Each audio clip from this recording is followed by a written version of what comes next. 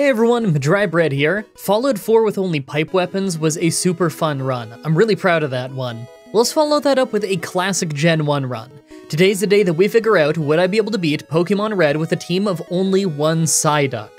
Alright, so Psyduck. He's a pretty weak solo water type.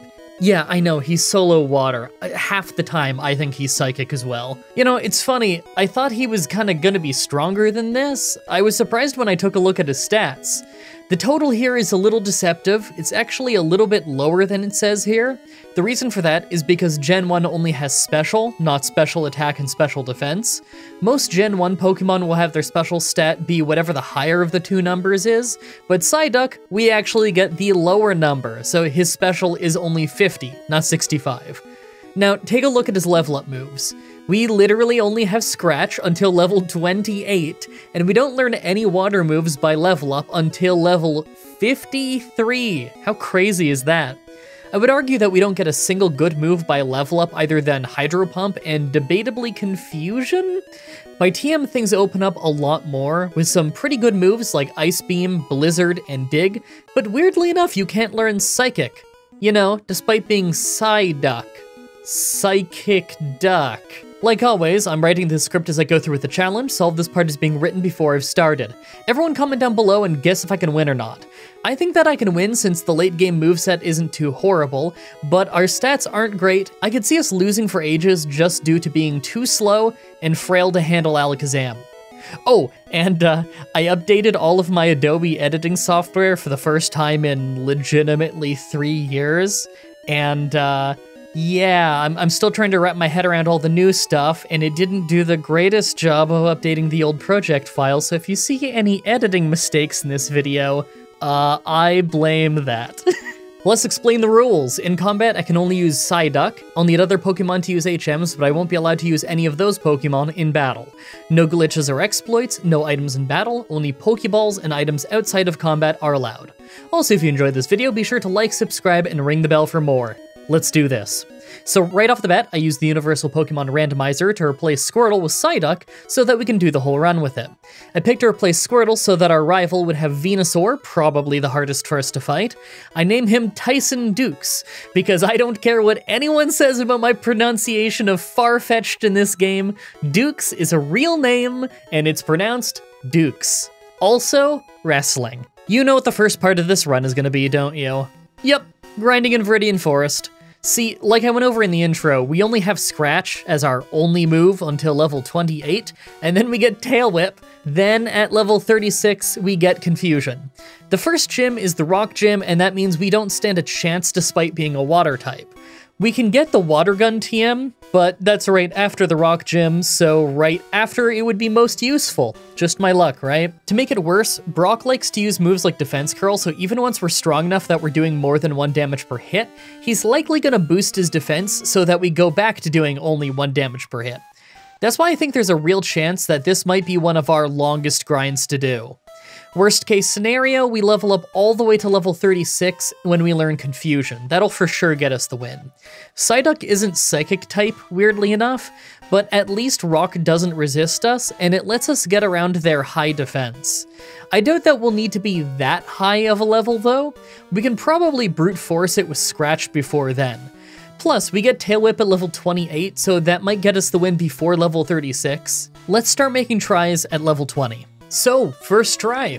Honestly, it goes a lot better than I expected. Yeah, it took a few hits here and there, but thanks to Geodude not using his Defense Curl right away, we took it down. Onix was harder though. It has Bide, and we don't have any non-damaging moves to stall it out with, so it can be a really random fight. We don't do much damage, and although he doesn't do much either, Bide does. And hey, would you look at that, the 256 glitch makes us miss. I guess that actually helped us since it was during a Bide. Didn't matter, we still lost in the end. Well, that was obviously a loss, so it's back to the grind. Now, I could just use Rare Candy to level up. You guys tell me to all the time, and I understand the argument. There's no skill in this part of the run. I have no move choice, I literally just have to level up. I'm not opposed to the idea, but for this grind, I'm doing it legit. I feel like this start of the game grind is honestly too integral of a part of a Psyduck run to just go skipping by hacking and Rare Candy, you know? One of the defining traits of Psyduck is that it doesn't learn anything by level up for ages, so I just want to grit my teeth and deal with it. Now, meet me again in a little while when we're at level 28. Next try, this time with Tail Whip. Okay, now this was much easier. Geodude only took 5 scratches to take down, and right away against Onix, I got to use Tail Whip a few times since it used Bide. Thanks to that, we took it down in only a few hits. Time to make some progress. Now the route right after Pewter City was super easy. Scratch isn't exactly a great move, but what we're fighting is really frail and we're pretty overpowered, so we can land a lot of easy one-shots. Nothing here can really hurt us, so getting through is easy. Right after is Mount Moon, and right away we grab the TM for Water Gun. It's the second weakest water move in the game, but anything is better than nothing. Thanks to that, we have a pretty easy time fighting stuff in Mount Moon itself, so I take the chance to fight a few trainers. The next area has a rival fight where Bulbasaur actually has grass moves, so I'm gonna want to be prepared for that. I think he uses random moves in that fight though, so we stand a chance with enough tries. We just need enough levels that we could take him down in a reasonable amount of attacks. On our way through, I took the Helix Fossil. I knew that if I didn't say what I took, you'd all ask. Actually, now that I think about it, everyone ask anyway. Comments are good for the YouTube algorithm. Now, believe it or not, the rival fight was pretty easy for once. We got hit by Sand Attack and that did make us miss some moves, but for the most part, his team went down fast.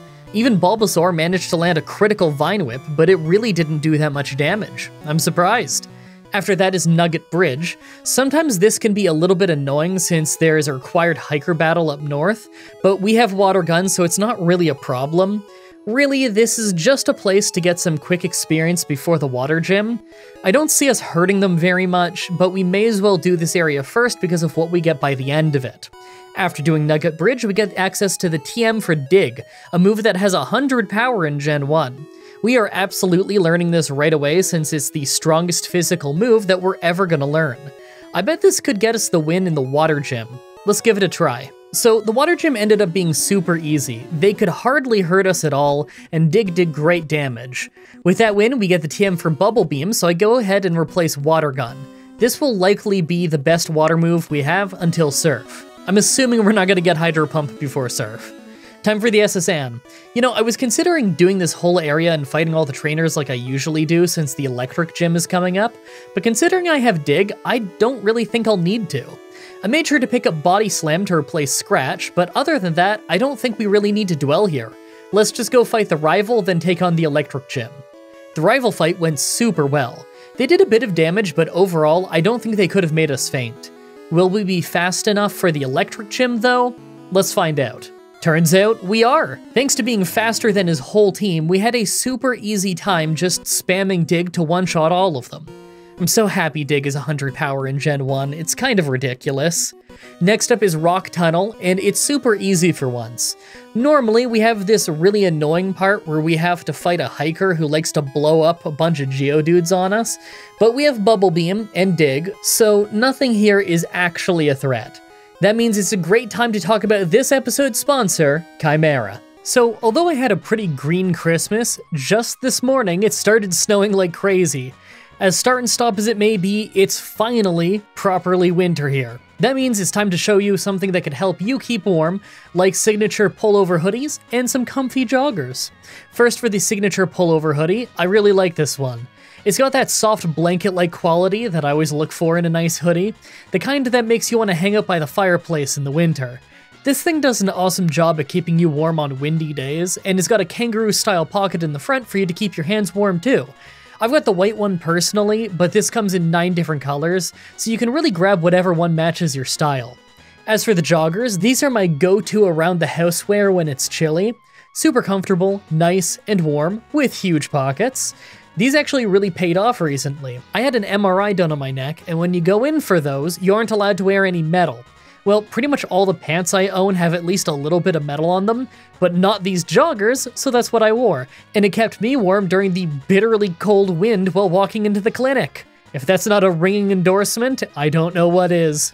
So if you want to support the channel and look good while doing it, hit up the link in the description to go to Chimera and pick up something warm to wear this winter. If you're going to go pick something up, then make sure to use the promo code Mah-Dry-Bread at checkout to get 10% off your order and to let them know that I sent you. Now let's get through Rock Tunnel. As soon as I get to the other side of Rock Tunnel, I head straight to the Celadon department store roof, where I pick up TM13 for Ice Beam. Now, I actually don't think I'll keep this the whole game, since I actually want to eventually replace it with Blizzard. Normally I wouldn't do that, but this is Gen 1 and Blizzard has 90 accuracy. That's pretty incredible. I don't know if I'll go replacing it the moment I get that TM on Cinnabar, but I'll at least hold on to it. I'm not 100% decided on if I want Ice Beam or Blizzard. Right, now that we have that, I go to the Rocket Hideout. I gotta say, I'm feeling pretty confident, to the point that I don't even need to fight every trainer here. Giovanni shouldn't be a problem thanks to our Bubble Beam, and right after is the Grass Gym. Normally I'd say that's an issue because Victory Bell crits basically every time with Razor Leaf, but we have Ice Beam, so it might just be a sweep. Right after that is the Pokemon Tower rival fight, and that's usually an easy one. So I don't think we're gonna have a potential difficult area again until the Poison Gym. We have Dig for that though, then we could go straight to Cinnabar since we'll have Surf. I think we might have smooth sailing all the way until Silphco's rival fight. Let's find out. So Giovanni was super easy, as expected. Kangaskhan didn't go down in one hit, but it hardly hurt us with Comet Punch, so it really wasn't an issue. The Grass Gym might put up more of a fight. First try went terribly, with us getting put to sleep by Sleep Powder right away, causing us to easily go down with a few hits of Razor Leaf. It really messes us up. Second try and things went much better since we weren't put to sleep. Ice Beam wasn't doing quite as much damage as I had hoped for, and we took a decent amount of damage, but at least we beat the gym. Okay, last for the boss rush is the rival fight, so let's go do that. Alright, now this was even easier. Most of his team didn't even hurt us. I really didn't think that Psyduck would do this well in the mid-game. Our stats really aren't anything special, but I guess we have a few decent moves now. I don't want to get too overconfident though, I could see the late game being hard. Okay, before we do the Poison Gym, I go to the Safari Zone and get Surf to replace Bubble Beam. It's a great water move, and we need this to surf to Cinnabar Island anyway, so we may as well get it now. I doubt we'll be using it at the Poison Gym since we can just use Dig. Abilities weren't a thing yet, so they don't have Levitate. Oh yeah, and while I'm walking, I was trying to think of stuff that might be fun to do in these challenge videos. Well, people ask a lot of questions about, well, the challenges, obviously, but about a lot of stuff in general. And yeah, I answer them, but I also get a lot of the same questions over and over again. If I answered them in videos, then maybe more people would hear the answer, and that would be more interesting for you guys. So let's give it a try. If you have any burning questions that you want answered, then leave them in the comments, and maybe I'll grab a few and answer them while grinding or something in a future challenge. It might take a few weeks before I can answer any since I'm trying to build up a challenge backlog again, but it'll happen eventually. Anyway, let's go try that Poison Gym. Now, this battle surprised me. We got poisoned early, so we took a lot of damage, but it was still looking hopeful since they weren't dealing that much damage with moves like Smog. We still weren't one-shotting anything, but we were holding on pretty well anyway. Problem is, at the end, Weezing was self-destruct after an X attack taking us down. We lose on a tie, so I'm gonna have to try again. Maybe if I don't get poisoned so early, it'll be okay? Second try, and this time I mostly started with Surf, on the off chance that they would use an X attack so that we could hit them on that turn and then Dig to finish them off on the turn that they would attack. That didn't work out that way though, and we lost a ton of health to Sludge, but it still worked out alright. Problem is, Weezing just blew up again. Koga's use of X attack is totally random, so I know we can win this fight with just a few more tries. Okay, third try, and I thought for sure we weren't gonna win this one because we were taking way too much damage. But then we totally lucked out at the end, when I went for Dig and Koga blew up his Weezing while we were still underground. Well, that worked out. Alright, we're on our way to the Fire Gym now. I made sure to pick up the TM for Blizzard on my way. No idea if we're actually gonna use this, but I'm gonna hold on to it since it could be good in the Elite Four later. We're gonna annihilate Blaine, aren't we? Okay, this is incredible. The first two Pokemon went down easily. Rapidash used a super potion with full health. I don't know why. And although Arcanine was strong enough that he should have been able to take us down with a few takedowns, he ended up using Roar instead, throwing the fight. Blaine, you never will learn, will you? Alright, now next is Silphco, so I think Easy Street is over. The rival fight is often a brick wall in these runs, and I'm expecting it to be pretty rough. If we can't one-shot Pidgeot, then we risk getting sand attacked, and if we can't one-shot Venusaur, then we risk Razor Leaf, which will probably just one-shot us. I could clear this place out of trainers for levels, but I'm only going to do that if we obviously can't win the rival fight yet. Let's give it a try. First up was Pidgeot, who we dealt great damage to with Ice Beam, but ended up taking damage to Quick Attack twice before taking it down. Water Onix had me worried, but a critical Body Slam really messed him up, and he wasted his time with Leer. Then he used a regular potion, so we took him down. Why does he even have that on him? Growlithe was obviously a one-shot with Surf, and next was Alakazam, who we outsped, messed up with Body Slam, and then his Disable failed, so we were able to finish it. Last is Venusaur, who we nearly one-shot with a critical Ice Beam, but then he was frozen solid, so he couldn't fight back. That was great! Giovanni right after was so easy that we literally didn't even take damage the whole fight. We don't really have any travel left other than Victory Road, so I guess it's a boss rush until then. Let's go do the Psychic and Ground gyms. So first try in the Psychic Gym really didn't go well. Kadabra and Mr. Mime went down fine, but against Venomoth we got paralyzed and ended up losing tons of turns to paralysis. Because of that, we went into the Alakazam fight with low health and got taken out with a critical Psybeam. Alakazam crits a lot, so this could be a problem. A few tries later and we didn't just get paralyzed, mostly because we crit Venomoth for a one-shot. Alakazam is still faster than us and hurt us a ton with Psybeam, but we crit Body Slam for a one-shot. We really needed that. Last for the gyms is the Ground Gym, and as expected, it was super easy with Surf. In fact, we once again didn't take a single hit. Next is the rival fight though, and honestly, I doubt that we're going to win this at a low level. Let's find out. Right away we hit Pidgeot with Ice Beam for great damage as he wasted his turn with Whirlwind. That did nothing, so we could just finish him off. Rhyhorn was a one-shot with Surf, and next was Water Onix. Body Slam wasn't doing great damage, but his bite missed us due to the 256 glitch, so we hit another Body Slam. He managed to get us with Leer and Dragon Rage, but taking him down while taking only 40 damage isn't that bad. Growlithe was a one-shot, but next is Alakazam. Right away he used Reflect, a move that doesn't run out in Gen 1. That made our Body Slam do just about nothing. I tried switching to Surf, but it wasn't doing much either, and he nearly took us out with Psychic. Then he used Recover to heal more than we could hurt him. Yeah, he finished us off pretty fast. Well, that was a loss. Yeah, I don't really see us beating our rival until we're faster than Alakazam. Speed is actually our best stat right now, so I don't really think we're super far off of being faster than him, but I still don't know if it's completely required that we're faster. We might just get lucky and beat him with a critical Body Slam or something like that, but Reflect really shuts us down if we don't take him out right away.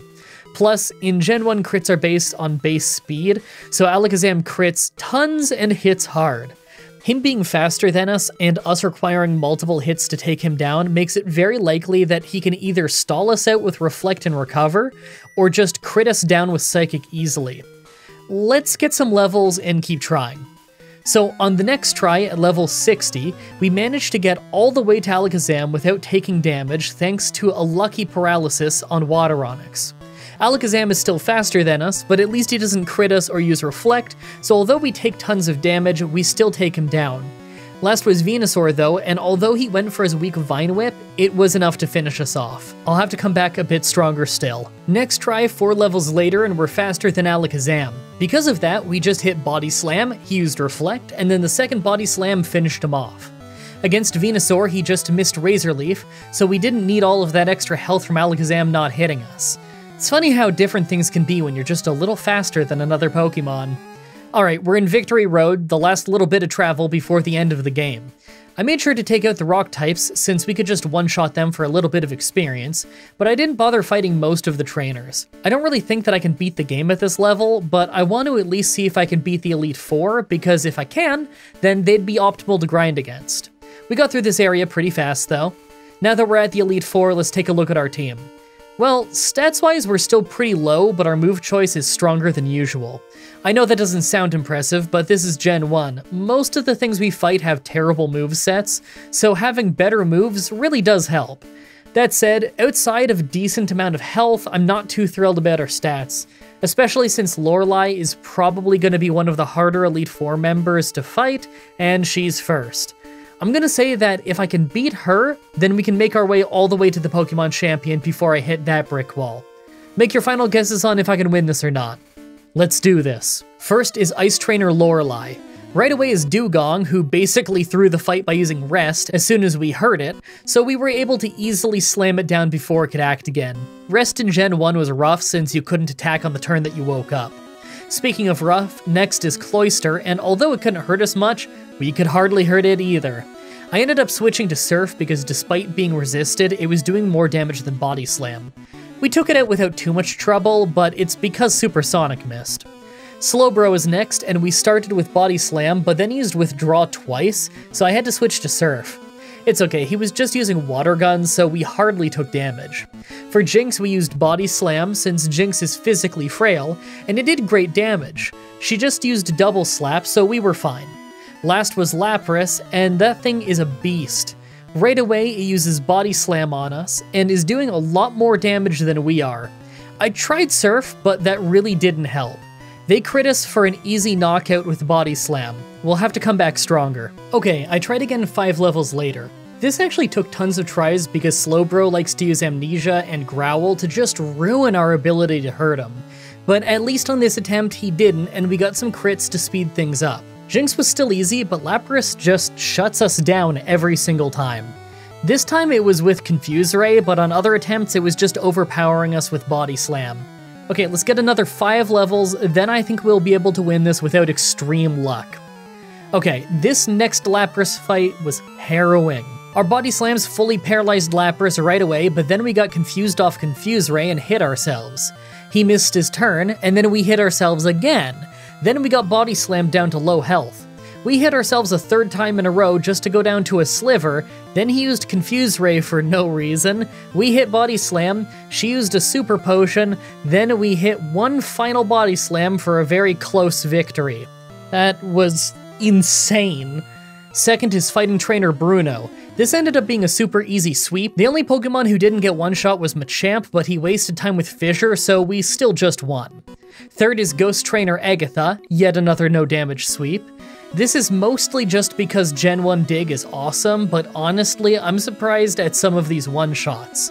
Not so much the second Gengar though, since that was a critical hit. Fourth is Dragon Trainer Lance. Yet another easy fight. Water Onix took a few hits, but everyone else was just a one-shot with either Ice Beam or Surf. I don't think the final battle is gonna be that easy though. Finally, the Pokemon Champion.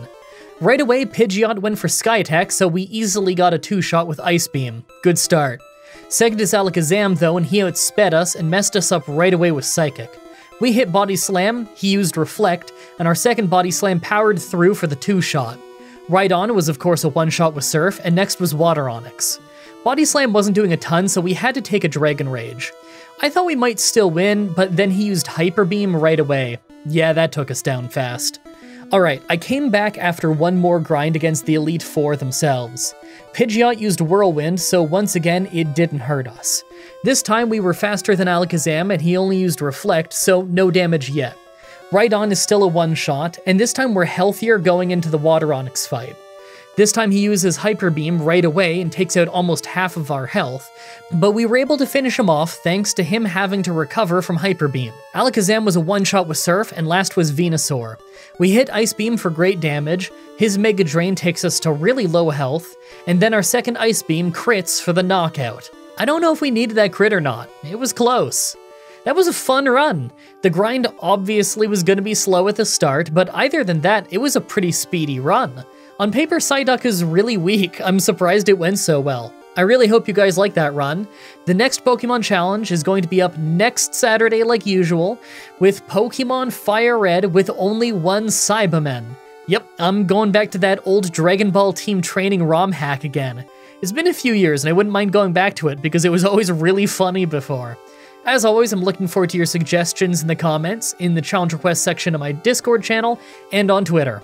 Subscribe, ring the bell, stay tuned. Outro time. I guess the main things to talk about for this outro is one, I'm in the process of finally getting my backlog of challenges back. I think I brought it up before, but I'm trying to take this month to get my backlog back now that I'm working again. Not quite working 100%, I can't quite work every day, but you know, when I can. I've been working a lot on fitness again, now that I'm sometimes able to get up and get moving around and everything. My heart rate still goes a little bit crazy sometimes, but my body can handle it a lot better since I've been doing the physiotherapy on my neck. The tingling in my left arm and my hand has largely gone away. It only really flares up now if I'm doing scapular pinches, which is part of the physio. So, I mean, that pretty much confirms that, yeah, what the cardiologist said about, yeah, my heart is healthy, but I probably have cervical radiculopathy. Seems like he was probably right. At the time that I'm recording this, this coming Sunday is when I'm going to have the MRI on my neck, and I guess that'll confirm or not. But I mean, considering I had all the symptoms of cervical radiculopathy, and doing the physiotherapy that fixes cervical radiculopathy has fixed it, or is fixing it, I probably have that. But we'll confirm that with the whole MRI scan and everything. Anyway, I'm trying to get my backlog back that I had before of having at least 3 challenge videos kind of banked and ready to go, so that, you know, if I have these days where I really can't record and I'm really not doing well, then I'll have some banked and ready to go so it won't interrupt the flow of the channel nearly as much. I've been streaming a little bit more, and that's because I finally got a new chair. I was talking about a new chair, I think in the outro in one of the old videos, but I ended up getting a defective chair, and then I got a new one of the same chair, and it was also defective. Oh my god. So I eventually just bit the bullet and bought a really expensive office chair. I got the Haworth Fern? It's called one of those two. But it's really nice so far, and I really enjoy this chair. It's supporting my back and my neck a lot better, which is really helping me work. Oh my god. Because we're really starting to suspect at this point that it's not just a messed up neck that I have, but probably something lower in my back as well. Considering, you know, we already ruled out heart issues. The cardiologist made sure that that was all good. And although I'm fixing my cervical radiculopathy, that's helping, but my heart rate still hasn't fully stabilized. So we're starting to really think that is probably not just a bad disc in my neck. I probably have bad discs lower down in my back as well.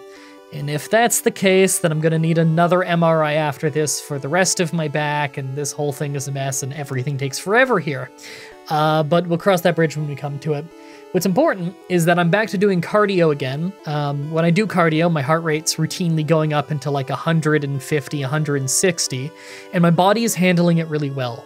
So although my heart rate goes up way too high over very basic things randomly sometimes, my heart is able to keep up with it. So that's what matters the most, I guess. And the sorenesses that I've had in my back and my neck and everything have been getting a little bit better as I've, 1, got a better chair, and 2, been doing a lot of back exercise and core exercise now that I'm not so bedridden anymore. So that's been nice. Anyway, I'm interested to see if that whole Q&A idea takes off, and if that ends up being like a fun thing we can do, throw a couple questions in each one of these challenges. I hope you guys have been enjoying the more streams I've been doing over on Twitch, just when I find a little bit of time here and there, because that's been a really fun, relaxed time for me. Not all of them go up on YouTube, but some of them do.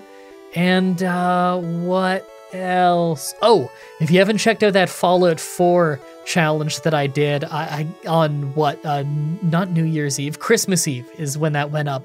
I'm so proud of that video. Even if you just watch the Pokemon stuff and you don't really know anything about Fallout, that video, the reason it's like an hour and 20 minutes long, longest challenge I've ever done, is because whenever I do my first challenge in a new game, I kind of walk you through the whole plot of the game so that people who aren't familiar with it can keep along. And I've had quite a few people tell me that they don't know anything about Fallout, but they ended up really loving that video, and I'm really proud of how it came out. I thought it was a really funny video. And I had a really fun time making it. Really proud of that one. So go check it out if you're interested in checking it out, because it's on the channel, and you know that because I said that. Anyway, I need to go eat some food and stretch out a little bit, and then I need to get to editing this voiceover for the video that you're watching right now. Until next time, have a nice day.